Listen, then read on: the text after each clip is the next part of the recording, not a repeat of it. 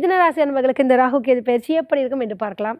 உங்கள் ராசிக்கு அதாவது இந்த ராகு கேது பயிற்சி எங்கேருந்து எங்கே போகிறார் அப்படின்னு பார்த்தீங்கன்னா, 10வது இடம் என்று சொல்லக்கூடிய தொழில் ஸ்தானத்திலிருந்து பாக்கியஸ்தானம் என்று சொல்லக்கூடிய அதாவது ரிவர்ஸில் தானே வருவாங்க. அதனால் 9வது இடத்துக்கு அவர் போகிறாருங்க.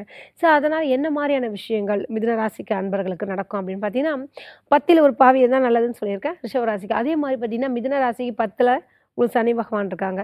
ஸோ உங்களுக்கு இந்த ராகு பாக்கியஸ்தானத்துக்கு வராருங்க. ஸோ இதனால் என்ன மாதிரியான விஷயங்கள்லாம் நடக்க போகுது அப்படின்னு பார்க்குறச்ச, இதில் நிறைய எப்போதும் போல் ஒரு ப்ளஸ் இருந்தால் நிச்சயமாக ஒரு மைனஸ் இருக்கும். மைனஸ் இருந்தால் நிச்சயமாக ஒரு ப்ளஸ் இருக்கும். நம்ம ப்ளஸ்ஸை அதிகமாக செய்யும்பொழுது மைனஸ் காணாமல் போயிடும். இதுதான் சூட்சுமம்னு சொல்லலாம் வாழ்க்கையில். ஸோ எது உங்களுக்கு அருமையாக வருகிறதோ அதை நம்ம நோக்கி சென்றால் நிச்சயமாக உங்களுடைய வாழ்க்கையில் ஒரு நல்ல ஒரு வளத்தை பெற முடியுங்க. சரிங்க.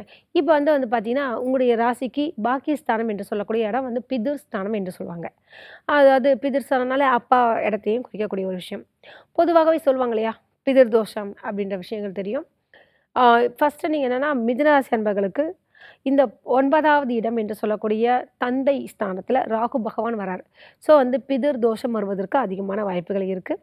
அவரவர் ஜாதகத்தில் குறிப்பிட அதாவது அப்பா ஸ்தானம் மிக அருமையாக இருந்தால் கவலை இல்லை.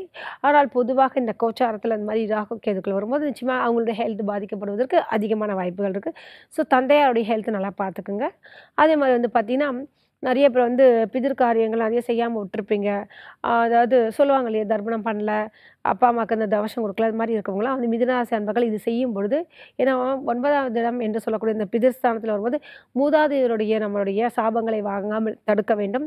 ஏன்னா இதுதான் முக்கியமான பரிகாரம். என்னடா அது எடுத்தோன்னே இதை பற்றி பேசுகிறீங்கன்னு நினைக்காதீங்க. ஏன்னா நீங்கள் செய்ய வேண்டிய முக்கியமான விஷயத்த முதலியே அறிவுறுத்துவது நல்ல விஷயம் இல்லையா? அது மாதிரி அடுத்தபடியாக பார்த்தீங்கன்னா 9வது இடம்ன்றது பாக்கியஸ்தானம் சொல்லியிருக்கேன். ஸோ உங்களுக்கு அது வெளியூர், வெளிநாடு இது மாதிரியான விஷயங்களையும் குறிக்கக்கூடிய விஷயங்கள். ஸோ உறவினர்களுக்கு உண்டான ஒரு விஷயமும் இந்த பாக்கியஸ்தானம். ஸோ உறவினர்களிடம் வாக்குவாதங்கள் வந்து போகும். நிச்சயமாக அவரிடமும் கவனமாக இருப்பது நல்லதுங்க. ஸோ ஏன்னா ரிலேஷன்ஸ்கிட்ட இப்போ தான் போயிட்டு கல்யாணத்துக்கு போட இதை பண்ணலாம் அதை பண்ணலாம் சின்ன சின்ன விஷயத்துக்காக பெரிய அளவில் பிரச்சனைகள் வருவதற்கு வாய்ப்புகள் உண்டு. ஒன்றுமே இல்லாத விஷயம் சொல்லுவாங்களா, அதற்கு போயிட்டு சண்டை பிடிச்சிட்டு ஆகிறதுக்கெலாம் இருக்குது. ஸோ அவங்கக்கிட்ட கொஞ்சம் விட்டு கொடுத்து செல்லுங்கள். அதற்குத்தான் இந்த ராகு பயிற்சி என்ன பலன்கள் தரப்போகுதுன்றதை முன்கூட்டியே தெரிஞ்சிட்டிங்கன்னா அவங்களிடம் அமைதியாக மௌனமாக இருந்தீங்கனாலே பல விஷயங்களை நீங்கள் பாதுகாத்து கொள்ள முடியுங்க. சரிங்க. இது மட்டுமா அப்படின்னு பார்க்குறச்ச, என்ன நல்ல பலனே சொல்ல மாட்டேறீங்கன்னு கேட்குறீங்களா? மிதுன ராசி அன்பர்களுக்கு ஒரு அற்புதமான ஒரு விஷயம் அப்படின்னா, மாணவ மணிகளுக்கு அப்படின்னு பார்த்தீங்கன்னு வச்சுக்கோங்களேன், அருமையான காலகட்டங்கள் நல்ல ஒரு மதிப்பெண்களை பெறக்கூடிய ஒரு விஷயமும் இருக்குது. ஏன்னா பாக்கியஸ்தானம் என்பது ரொம்ப ஹையர் எஜுகேஷன் என்று சொல்வார்கள்.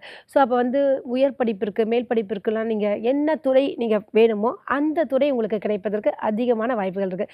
சொல்லுவாங்க இல்லையா, இப்போ படிக்கிறீங்கன்னா என்ன மாதிரியான தொழில்நுட்பம் உங்களுக்கு இது மேட்ச் ஆகும் அப்படின்னு பார்த்தீங்கன்னு வச்சுங்களேன், நானோ டெக்னாலஜி சொல்லுவாங்க, பிளாக் செயின் டெக்னாலஜி, இதாவது புதிய புதிய தொழில்நுட்பங்கள் வரக்கூடிய படிப்புகள், அது மாதிரியான விஷயங்கள்லாம் நீங்கள் ஆர்வம் செலுத்தினீர்கள்னால் மிக அருமையாகவே இருக்கும்.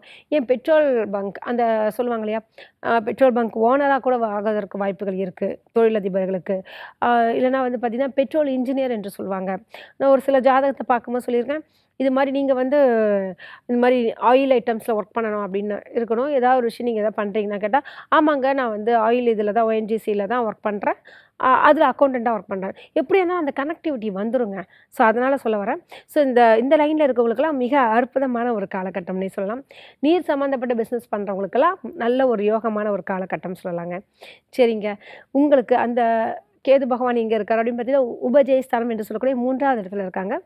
ஸோ சகோதர சகோதரிகிட்டையும் கொஞ்சம் கவனமாக இருங்க. அதே மாதிரி பார்த்தீங்கன்னா, ஷார்ட் ட்ராவல் அதிகமாக நீங்கள் செய்யக்கூடிய ஒரு காலகட்டம். மார்க்கெட்டிங் பிரிவினர்களுக்கெல்லாம் அற்புதமான காலகட்டம். நல்ல ஒரு சேல்ஸ் ஆகும், இன்சென்டிவ் கிடைக்கும், அதே மாதிரி போனஸ் அது மாதிரியான விஷயங்கள்லாம் கிடைக்கக்கூடிய ஒரு காலகட்டமாக மிதுன ராசி அன்பர்களுக்கு இருக்குது. நிறைய பேர் ஃப்ளைட்டே ஏறல அப்படின்றவங்களாம் பார்த்தீங்கன்னா, மிதுன ராசி அன்பர்கள் நிச்சயமாக ஃபாரின் போயிட்டு வரதுக்கெலாம் வாய்ப்புகள் இருக்குங்க. இதை பயன்படுத்திக்கிங்க. கணவன் மனைவி ஒற்றுமையும் பார்த்தீங்கன்னா ரொம்ப அருமையாகவே இருக்குதுன்னு சொல்லலாம். எந்த ஒரு பிரச்சனையும் வராது. அப்படியே வந்தாலும் சும்மா வந்துட்டு அந்தந்த செகண்ட்லேயே போகிற மாதிரி இருக்குங்க. அடுத்தது பார்த்தீங்கன்னா, மிதுன ராசி அன்பர்களுக்கு அது பிஸ்னஸ் மேன் அப்படின்றவங்களுக்கு மட்டும் பார்த்தீங்கன்னா, இவங்களுக்கு வெளிநாடு தொடர்பு சம்மந்தப்பட்ட விஷயங்கள நல்ல ஒரு லாபத்தை பெறக்கூடிய ஒரு நிலை உண்டு. அழகாக பயன்படுத்தி கொள்ளுங்கள். நீங்கள் என்ன செய்யலாம் இந்த பரிகாரம் அப்படின்னு பார்க்குறச்ச, நீங்கள் செய்ய வேண்டிய ஒரு பரிகாரம் லக்ஷ்மி நரசிம்மரை வழிபடுவது மிக நன்றுங்க. பொதுவாகவே நீங்க அது மாரி பண்ணும்பொழுது உங்களுக்கு பல விஷயங்கள்ல நன்மையை தரக்கூடிய ஒரு நிலை உண்டு. என்னன்னு பார்த்தீங்கன்னா, நீங்க லக்ஷ்மி நரசிம்மர் அவரையும் வந்து அவருக்கு துளசி மாலை வந்து சாத்துவது நல்லது. அது என்னைக்குன்னு பார்த்தீங்கன்னா, சனிக்கிழமை அன்று செய்யுங்க. இது மிக அருமையாக இருக்கும் உங்களுக்கு. ஏன்னா வந்து பாக்கியஸ்தானத்துல வந்து ராகு இந்த பித்ரு தோஷத்துடன் வருவதால், இவ்வாறு செய்யும்பொழுது பல பிரச்சனைகளிலிருந்து நீங்க தப்பிக்க வழி உண்டுங்க. வாழ்த்துக்கள்.